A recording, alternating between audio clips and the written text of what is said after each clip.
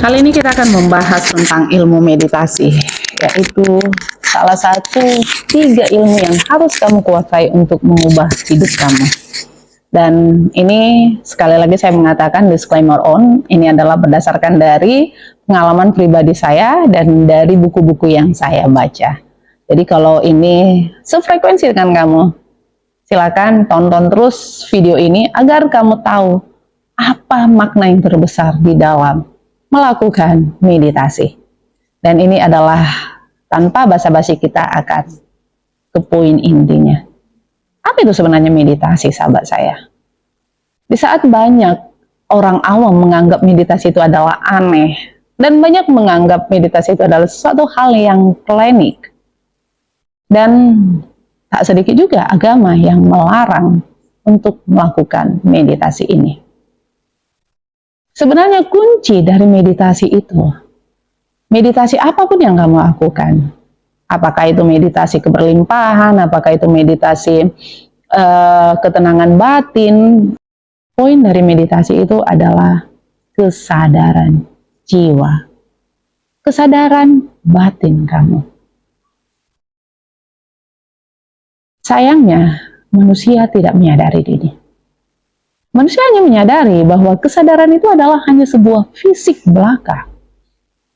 Ketika tangan kita terkena pisau dan kita merasakan rasa sakit dan nyeri, manusia hanya menggambarkan itulah sebagai kesadaran, tetapi bukan jiwa.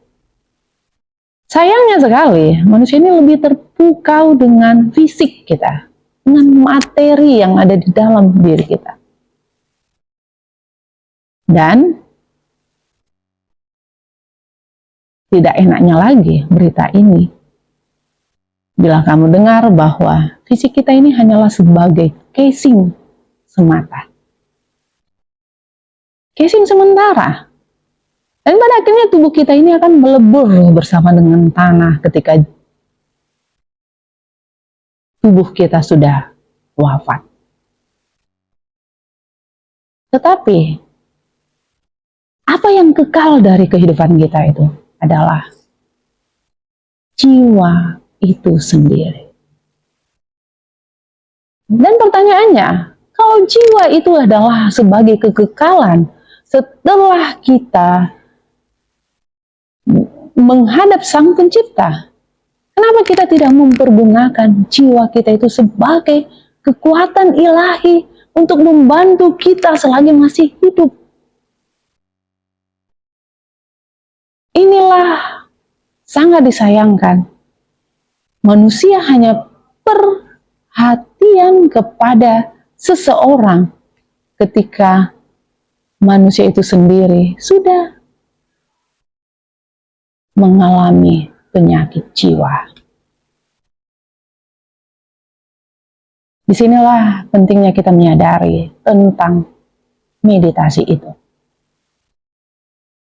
Kunci dari meditasi itu adalah kesadaran itu sendiri. Seperti apa yang diajarkan di dalam sebuah ajaran hermetik kuno, yaitu alam semesta ini bersifat mental atau bersifat kekuatan mental batin kamu. Tetapi kenapa manusia itu sangat sulit sekali terhubung ke jiwanya? Kenapa manusia itu lebih terpukau dengan di luar dirinya, dengan materi yang ditawarkan eksternal dirinya, daripada di dalam dirinya? Earth Nightingale mengatakan, harta kekayaan manusia yang paling tak terbatas itu ada di dalam jiwanya dan ada di dalam pikirannya. Tetapi manusia lebih mempercayai, lebih capai mencarinya di luar dirinya daripada di dalam jiwanya. Kenapa? Karena kita manusia, seyogyanya kita sudah dirancang oleh dunia ini. Dunia ini memang sengaja memprogram manusia itu sendiri agar lebih bereaksi. Kamu tahu bereaksi? Bereaksi itu adalah sesuatu yang kita lakukan tanpa menggunakan akal, dan tanpa menggunakan kecerdasan pikiran kita atau perasaan kita. Ibaratnya saya akan memberi kamu contoh, ketika tangan kita terkena api, secara refleks kita akan menariknya. Ini tidak menggunakan akal, kita secara otomatis. Dan begitulah dunia memprogram kita, agar kita diprogram secara otomatis tanpa menggunakan akal. Jadi bagaimana cara dunia memprogram kita? Cara dunia memprogram kita adalah dengan menyebarkan ketakutan, kebencian, rasa khawatir, ragu-ragu, dan sesuatu hal yang berbau dengan ketidaknyamanan kita sendiri. Banyak hal yang membuat kita tidak nyaman. Bisa jadi itu bully dari orang lain, bisa jadi itu adalah sebagai pembunuhan karakter. Itu adalah cara dunia memprogram kita. Sayangnya sekali, manusia sering sekali langsung bereaksi. Inilah yang membedakan antara orang yang sangat sukses dengan orang yang biasa. Ketika kebanyakan 95%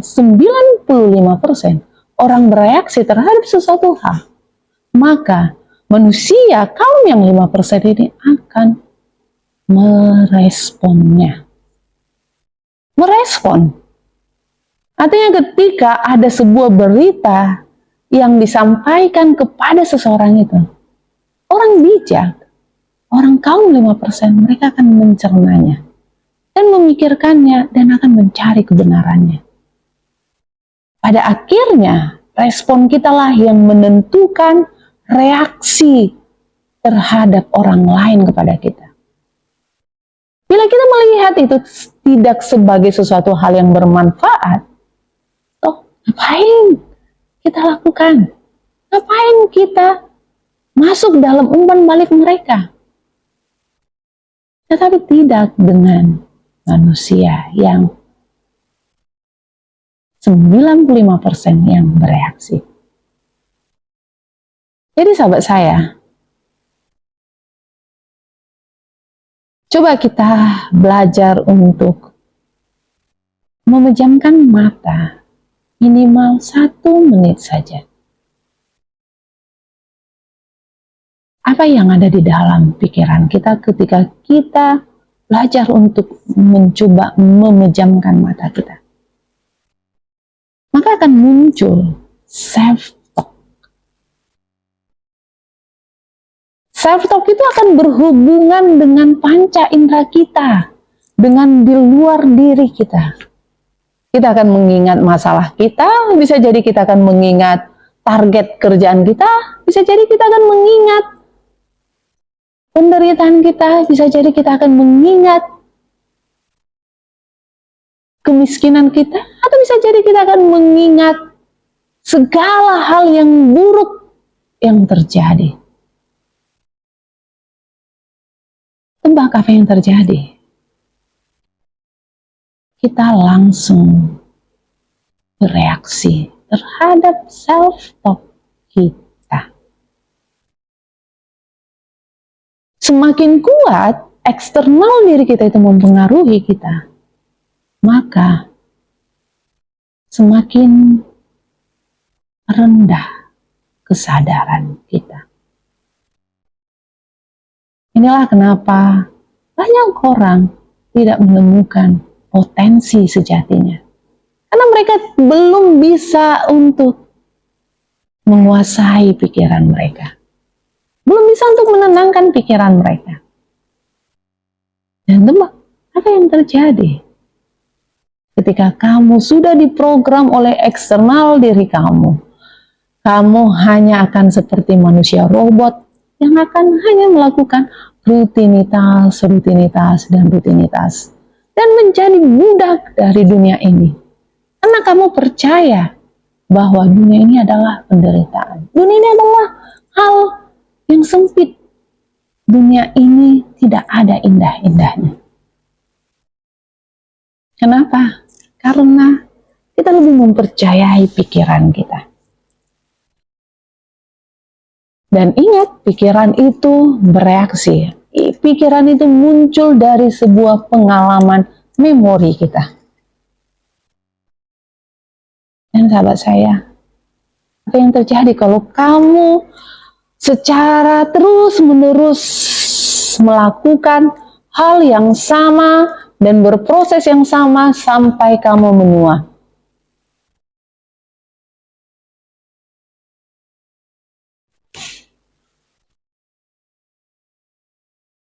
Apa yang terjadi, sahabat saya?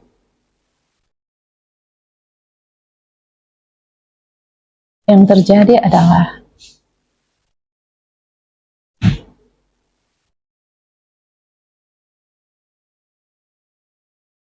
kamu tidak akan kemana-mana. Kamu tidak akan pernah menggali potensi kekuatan terbesar di dalam diri kamu itu apa. Kamu tidak akan menyadari bahwa sejatinya kita hidup di dunia ini ada visi yang sudah diciptakan oleh Tuhan di dalam diri kita. Kalau kamu belajar tentang design your own life, bahwa setiap manusia di dunia ini yang dilahirkan sudah mempunyai visi, misi, dan panggilan jiwanya. Dan visi misi ini tidak akan pernah kamu temukan di dalam eksternal diri kamu. Percaya atau tidak, itu bisa kamu praktikkan. Akan sangat sulit manusia menjaga keheningannya sendiri. Akan sangat sulit sekali manusia itu untuk bisa terkoneksi ke divine-nya. Karena self-talk itulah yang berusaha untuk menjaga agar kamu tidak terhubung ke divine di dalam diri kamu, keilahian di dalam diri kamu. Dan apa yang terjadi bila kita berusaha atau belajar untuk bisa masuk di dalam keheningan kita, maka self-talk itu, pikiran itu akan mencecoki agar itu tidak menjadi sebuah sumber kebahagiaan di dalam diri kamu. Maka sengaja, pikiran itu akan sengaja memberikan self-talk itu sendiri. Dan memang sudah begitulah cara kerja pikiran. Karena tubuh kita ini hanya tunduk kepada pikiran. Dan satu hal yang tidak banyak dipahami oleh manusia, bahwa pikiran hanya akan tunduk kepada jiwa kita. Jiwamu tidak akan pernah berkembang. Jiwamu tidak akan pernah menemukan sebuah kekuatan sejati di dalam diri kamu kalau kamu tidak bisa mengalahkan pikiran. Dan bagaimana cara kita mengalahkan pikiran itu? Meditasi adalah salah satu caranya. Di dalam meditasi, kamu bukan menolak pikiran itu. Dan kamu juga bukan menerima pikiran itu. Tetapi di dalam meditasi, kamu belajar untuk mengamati pikiran itu sendiri. Tanpa harus meresponnya dan tanpa juga harus menolaknya. Kamu cukup hanya sebagai pengamat di dalam pikiran. Melalui nafas kamu.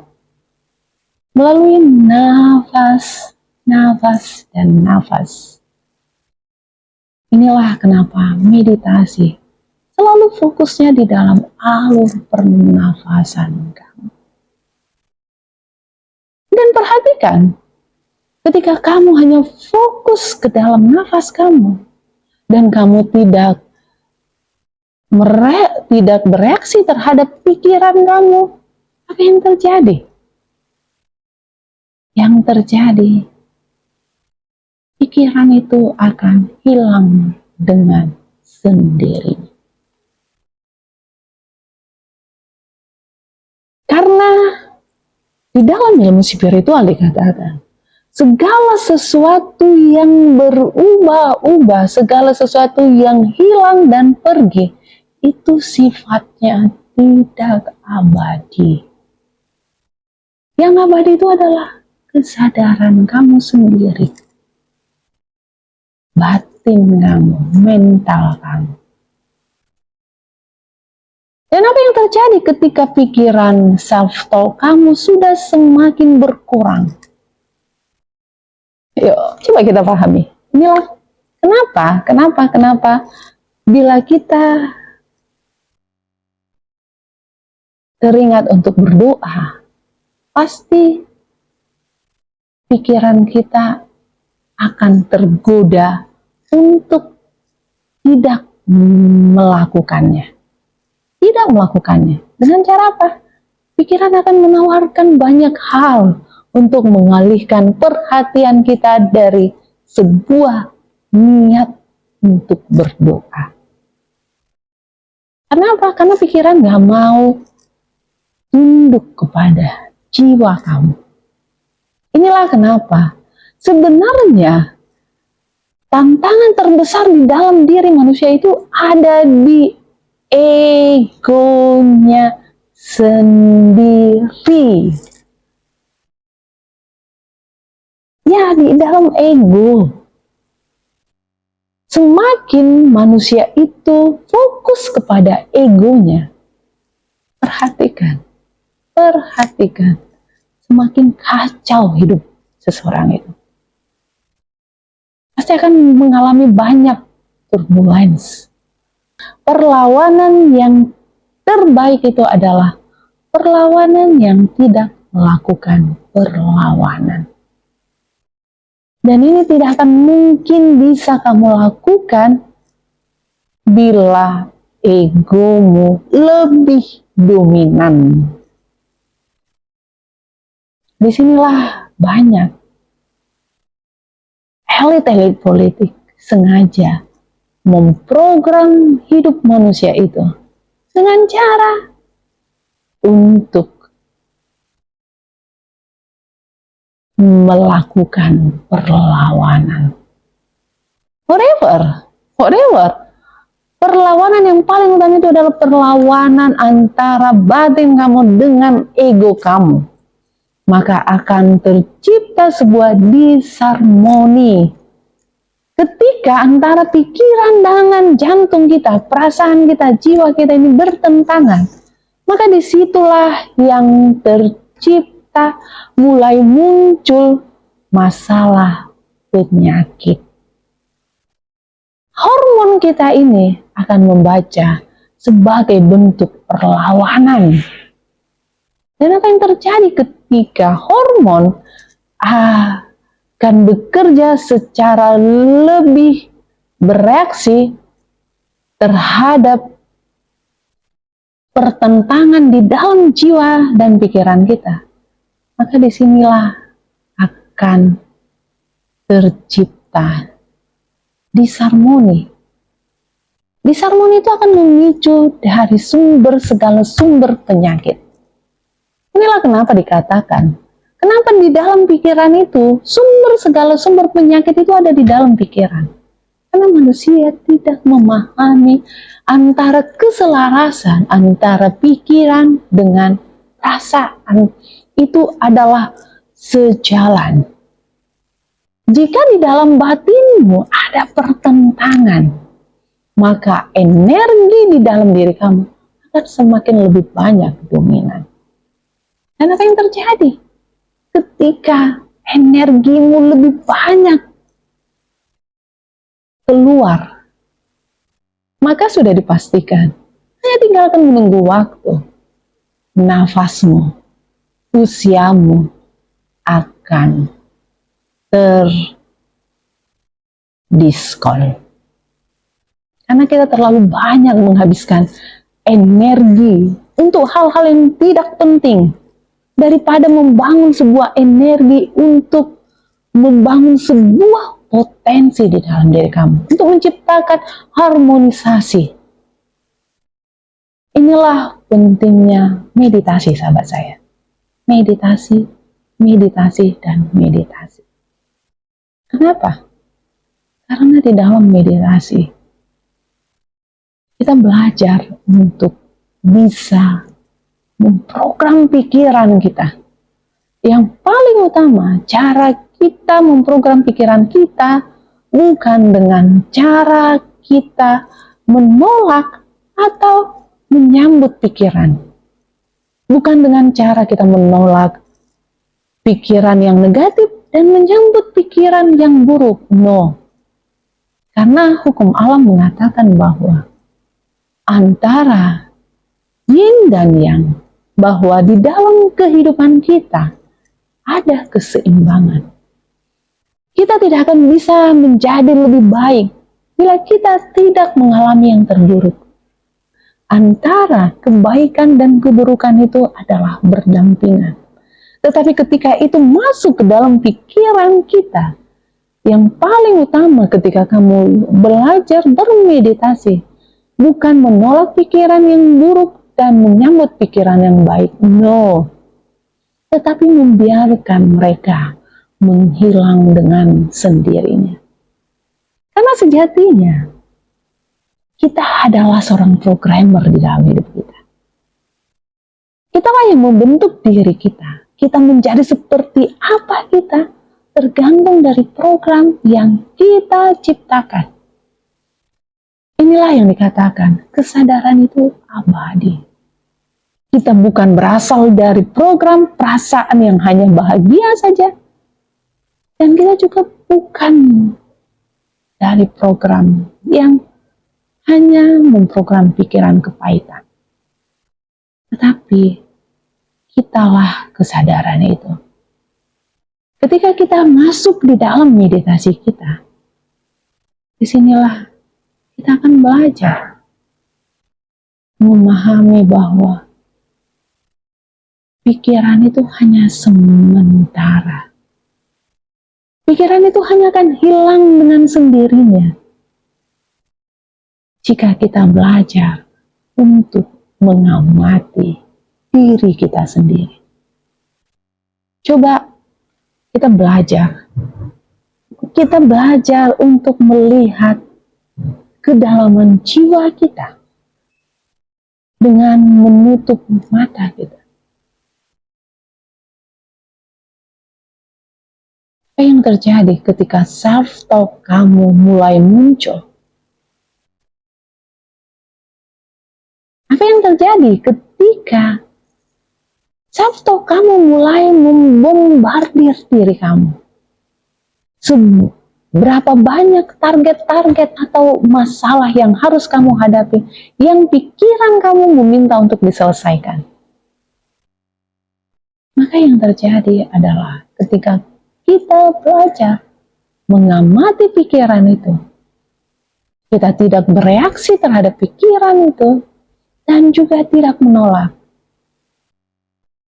Tetapi kita membiarkan apa yang datang, dan dengan sendirinya dia akan keluar. Dan ini sama ibaratnya dengan langit itu sendiri. Langit tidak akan pernah menolak awan lalu yang datang. Dan langit juga tidak hanya akan menerima awan cerah. Tetapi langit adalah sebagai sumber, sebagai ruang, space itu sendiri. Dan begitu juga dengan kesadaran kita. Ketika kesadaran kita sudah mulai bangkit, pikiran yang masuk dengan hal-hal yang negatif, pikiran yang masuk dengan hal-hal yang positif, perasaan yang kebahagiaan, perasaan yang menggebu-gebu, yang membuat kita senang, membuat kita begitu luar biasanya excited. Kita menjadikan itu hanya sebagai sementara. Tetapi space itulah yang abadi. Dan uniknya lagi sahabat saya, ketika kamu sudah belajar menyadari kesadaran jiwa kamu ini, maka pikiran itu tidak menjadi lagi momok yang memprogram kamu. Dunia ini tidak lagi bisa memonitor diri kamu. Tidak lagi bisa memprogram diri kamu. Kamu akan menjadi manusia baru yang memprogram di dalam diri kamu. Space yang tadi, yang space kosong di dalam jiwa kita ini, disitulah bisa kamu bentuk menjadi seperti apa yang kamu inginkan. Manusia menjadi seperti apa yang kamu rancang hidup kamu sendiri. Percaya sahabat saya, kalau kamu belajar bermeditasi, kamu akan belajar meningkatkan kesadaran kamu. Dan seperti hukum spiritual yang dikatakan bahwa tubuh kita akan tunduk kepada pikiran, dan pikiran akan tunduk kepada jiwa kita.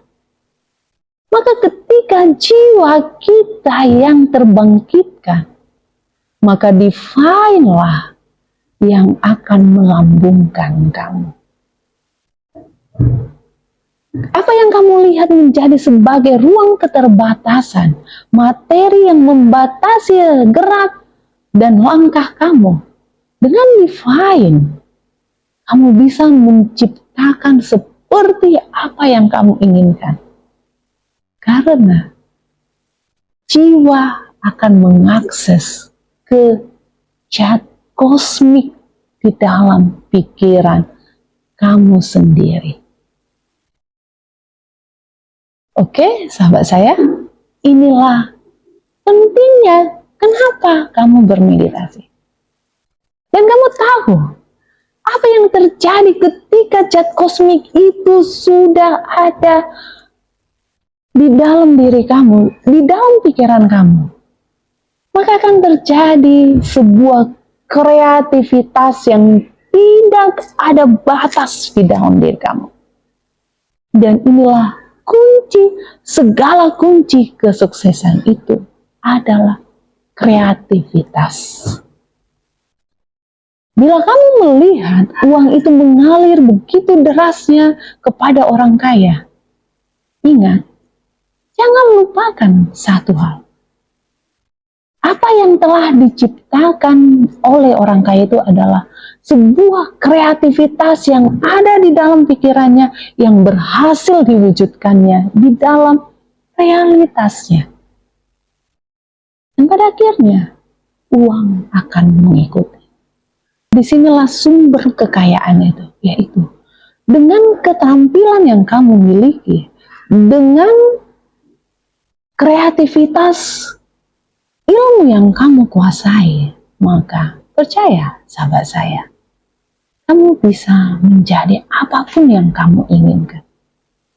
Itulah kenapa begitu banyak orang-orang yang sangat sukses itu selalu hanya menerapkan program satu fokus keterampilan dan keahlian. Karena hanya dengan keterampilan dan keahlian itulah kamu dibayar. Dan itu dibayar melalui kreativitas yang kamu ciptakan di dalam pikiran kamu dan kamu yakini di dalam hati kamu. Bila harmonisasi antara perasaan dan pikiran itu terwujud, Percaya sahabat saya, kamu akan mengalami yang namanya ketenangan batin. Tidak peduli seberat apapun masalah, rintangan, hambatan yang datang ke dalam diri kamu. Tetapi harmoni pikiran dan perasaan kamu yang selaras itu akan menemukan solusinya sendiri. Inilah kenapa meditasi sangat dibutuhkan sekali. Inilah kenapa orang-orang yang sangat sukses banyak sekali melakukan meditasi. Karena mereka hanya bisa melihat segala sesuatunya itu dengan ketenangan. Ketenangan, ketenangan, dan ketenangan.